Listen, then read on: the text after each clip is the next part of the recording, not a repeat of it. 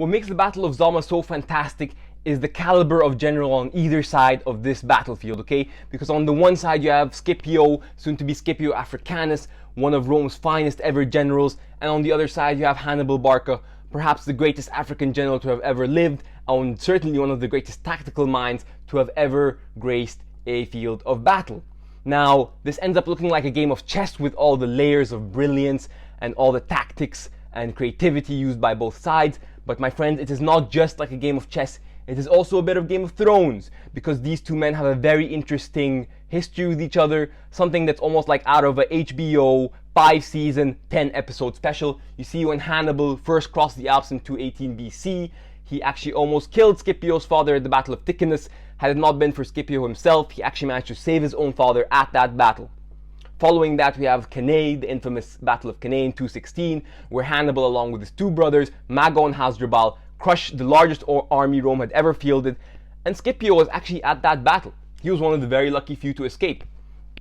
Following that, Scipio would then go on to have his own string of victories, defeating Hannibal's brothers, Mago and Hasdrubal, in various battles, such as Baecula in 209, and Scipio's own magnum opus at the Battle of Illapa in 206. He beats Mago Hasdrubal in a very convincing and interesting manner. But that's for another video. What's important to keep in mind is that these two men have not faced each other as generals on the battlefield until this final conflict in 202 BC, the last battle of the 17-year-long Second Punic War. My God, it is Julius Caesar versus Pompey. It is Richard I versus Salah ad-Din. It is King Kong versus Godzilla. We are in for a showdown, and I'm going to talk right away about the units at this battle, starting with the elephant in the room, literally. See, at this battle, Hannibal has his elephants that he's so famous for, his war elephants. And he has 80 of them lined up here in front of his men. And he's famous for them, but he didn't like start the idea of the war elephants. They'd been around since ancient India. But they're fantastic creatures, okay? Because they're the ancient era equivalent of tanks, right? Of armored tanks. These massive behemoths, if they manage to charge successfully through an enemy's center, they would inflict horrific damage, okay? Not only that, but these things must have been morale crushers. You have to imagine, if you're a Roman soldier at this battle and you're holding your little pila, you must be thinking to yourself, there's no way this thing pierces the skin of this creature. My best bet is to run. I can't do anything. And what I like to compare it to is, imagine you were it must have been like if you were a soldier in World War I and seeing a tank for the first time, right? You know your bullets won't do anything to this creature. Your only winning option is to run. Another important fact is that if you were on top of one of these things, you'd get a fantastic field of view. Okay, you could see the battlefield very well. You could plan a lot better than your enemies could. So there's good reason that Hannibal uses them, and they are very effective, ultra heavy cavalry of their time. But as fantastic as these creatures are, as amazing as they are at doing damage, they're also living creatures, right? They're machines not of metal and engineering like actual tanks, but of mind and flesh, okay? They're skittish, they can be scared easily, a loud sound or maybe some fire. Not only that, but you have to think about the costs associated with these things. Trapping them, training them, transporting them. This takes sometimes a decade to do. These are not domesticated creatures, okay? Not only that, but if you're going to outfit them with armor, custom elephant armor is very expensive, I'll have you know. I don't know the exact cost, but I can imagine it's not cheap. So these things have fantastic benefits, but also drawbacks. And we're going to talk a bit about how Scipio deals with them, but that'll come in a bit. At the battle, Hannibal also has 4,000 cavalry, but they're not the Numidian cavalry that he'd relied upon in battles such as the Battle of Lake Trebbia and Cannae, okay? Because he'd used them so effectively before. They're not at this battle on his side. He has a numeric disadvantage, 4,000 cavalries, Carthaginian. His center is comprised of, the first line is mercenaries, the second line is citizen levies, and his final line is some of the most veteran men to have ever graced an ancient era battlefield, right? They're his veterans from his Italian and Spanish campaigns, men that have been fighting with him for years, right? All throughout the Second Punic War. This is a terrifying third line, but all you have to remember for now for Hannibal's center is they were 36,000 men and they are arranged as such: weak, weak, strong. Okay? So that's Hannibal's side, that's Hannibal's forces. Very good. Let's talk a bit about the Roman side and what Scipio's men look like. Scipio has done something very interesting. He is teaching us today that sometimes the battles you do before the day of are just as important as your maneuvers on the day. See, he manages to convince the Numidians to fight on his side, and they actually hold his right flank here. He has 6,100 cavalry. They're not all Numidian. He has mostly Numidians here on his right. On the other side, he has left. But all that's important to note is that he holds the cavalry advantage with the Numidians fighting on his side this time instead of on the other side. His center, there's not a lot to say besides the fact that they're pre-Marian Roman infantry, which means they are not professional soldiers, but farmers, tradesmen, whatever, that would come to fight during war and then go back to their everyday lives. Nonetheless, they are still trained. They're still trained to a degree, and they are arranged here in the maniple formation. Okay. So those are the units on both sides. Let's talk a bit about the wind conditions. And I feel like if you've seen my videos before, the wind conditions are a little obvious, but let's talk about them anyway. Scipio's wind condition, very obviously, is the elephants. Deal with the elephants. Wind con. I'm just going to write elephants, LA, like this. He has to deal with the elephants. He has to find a way to neutralize this threat, because if they are not neutralized, they will crush his center. So that's Scipio's wind condition. Hannibal's wind condition is the cavalry. He has to find a way to deal with the cavalry, right? Because he has a cavalry disadvantage. So because the Numidians are on the Roman side this time, Hannibal tells his cavalry, look, he tells them, if you guys can lure the Numidian and the Italian cavalry away from the battlefield for as long as possible, then my numerically superior center and elephants will crush the Roman center. And it doesn't matter then if they come back to the battle or whatever, we'll have destroyed the center and we'll have won. So just buy me time, lure the cavalry away from the battlefield. So that's Hannibal's plan to achieve his win condition. Let's talk about what Scipio's idea is, because he comes up with a fantastically creative solution to deal with the elephants, and he does so by taking advantage of their skittish nature and their instinct to take the path of least resistance as living creatures, right? They don't want to run into a wall of spears. So what he does is he creates these channels in the maniples, okay, these gaps, such that his plan is once the elephants approach, his men at the front step aside, and the animals are walk through these channels and are dealt with at the back. Okay. Remember, as a living creature, you can't exactly flank with an animal. You can't tell it to stop. You can't tell it to come from the other side. Once this creature starts moving forward, it will instinctively take the path of least resistance. So what you end up with at the battle here is this is how Scipio's formation looks like before the battle, and this is Hannibal's, okay? And we can proceed with how the battle begins right away. Hannibal tells his elephants to charge forward. However, due to a loud noise or something happens here on his left side, some of the elephants charge into his own cavalry, and the Scipio's right flank, Scipio's cavalry takes advantage of this, seizes the initiative, and rushes into Hannibal's left flank. So the other elephant, the other elephants rather, they reach Scipio's line, and Scipio's plan works, right? His front men step aside, the men guarding the channels, and the elephants are led through these channels and are dealt with at the back, right? His creativity pays off, and the creature and the elephants rather are neutralized from the battle at this point.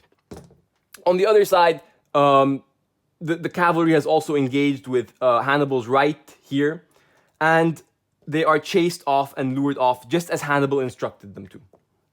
So at this point of the battle, we're at a very interesting state, okay? We have both centers facing off against each other, right? Each one of these men has successfully fulfilled their win condition. Neutralize the elephants, neutralize the cavalry. At this point, things look good for Hannibal because he has the numerical advantage, right? Now, remember how I said before that Hannibal arranges men such that it's weak, weak, strong, remember? And there's a reason he did this.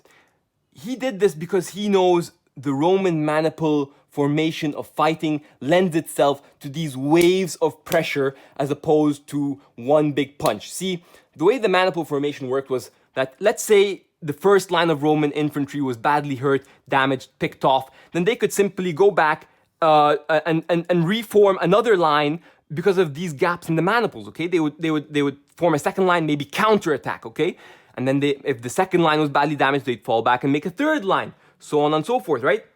So this way of fighting was it would create the pressure on the enemy center. Right. It would be unrelenting. This is as opposed to say like the Macedonian phalanxes. Okay, they would line up very tightly, so such like this, right? Which would allow them to punch through stronger, but they didn't have this idea of gaps and counterattacks and that's what the Romans did. Okay, so Hannibal's center, Hannibal's organization of his center of weak, strong, is meant to absorb as much pressure, as many of these wave attacks from the Romans as possible before he comes in with his final third veteran line for that strong punch. The analogy I like to compare it to is, imagine you're a boxer, okay, and you have this really strong right punch, this really hard-hitting right hook. If you just started the boxing match, you don't want to throw it right away as soon as everything starts, okay? Because your opponent's still well rested, he still has all this energy, he can defend it, he can counter it. Rather, what you want to do and what Hannibal wants to do is exhaust your enemy as much as possible. Make him tired, make him fatigued, make him sweat. And then when he's on his weak legs, when you feel you have a chance, you swing in for that strong blow. So that's why Hannibal's done this, right? The 2 weak lines are going to absorb the punches, and then he's going to come in with his final men. So we can begin the battle, right? Because Scipio sends out his first line, and so does Hannibal, his mercenaries. His mercenaries are badly routed and beaten. They are chased off the field. So Hannibal then sends in his second line, right? His citizen levies. Remember, they're citizens. They're not great, but they actually managed to do a great deal of damage to the Roman first line, and they're forced to fall back to their second line, okay?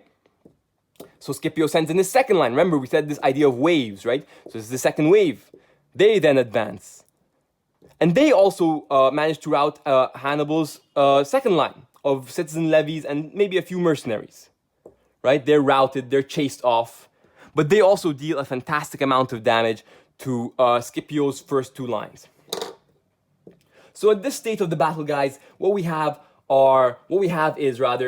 Hannibal's final line, well rested, well organized, ready to go for a showdown.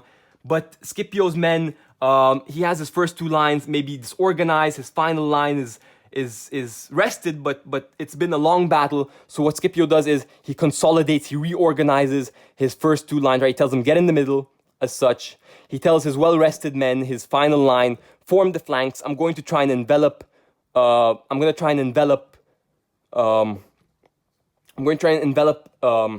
Hannibal's center, and both centers line up in the middle for a final showdown. Right? It's like the last stand. So the two centers meet as such, and there's an intense stalemate. They're both fighting, but then, in what must be, I don't want to call it irony, but in a fantastic twist, the Numidian horsemen that had been chased off actually remember that there's a battle, and they come swing around and envelop Hannibal's center. Remember, there's a reason Livy called them the best horsemen in Africa, and at this battle, they are the difference maker. They remember to come around, and Hannibal and his center are surrounded. As fantastic as these veterans are, they are no match for this envelopment. Hannibal actually manages to flee, he doesn't die, but Scipio wins the day. Scipio is crowned Scipio Africanus, the conqueror of Africa, and that's the Battle of Zama. I hope you guys enjoyed it. If you could like and subscribe, it would mean a lot. I'm not going to talk a lot about the details. I'm not going to talk about, it's the final conflict of the Second Punic War. Carthage sues for peace, Rome wins. If you can like and subscribe, it would mean a lot to me. It really helps me out. Also, all the constructive criticism you guys give me helps me a lot. If you have any battles you want me to do, please let me know. I have a long list I want to get through, so keep that in mind. And I hope you guys enjoyed seeing all the different tactical layers or the tactical ideas and creativity that both sides utilize, right?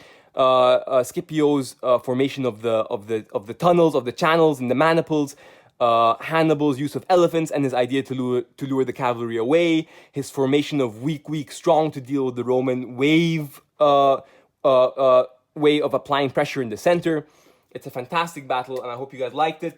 The next battle I want to do is the Battle of Gaugamela. Battle of Gaugamela. Gaugamela. A very good battle. It's Alexander the Great's magnum opus. And I'm going to be completely honest with you guys. I did not give this man his due. I just thought maybe, you know, I appreciated Alexander a lot more once I learned the details of this battle. He's facing off against the numerically superior Persian army under Darius III. It's a fantastic, because the creativity that Alexander shows at this battle, you begin to understand why he's called Alexander the Great. It's a very good one. So stick around, like and subscribe, and I'll see you guys next time. Thank you.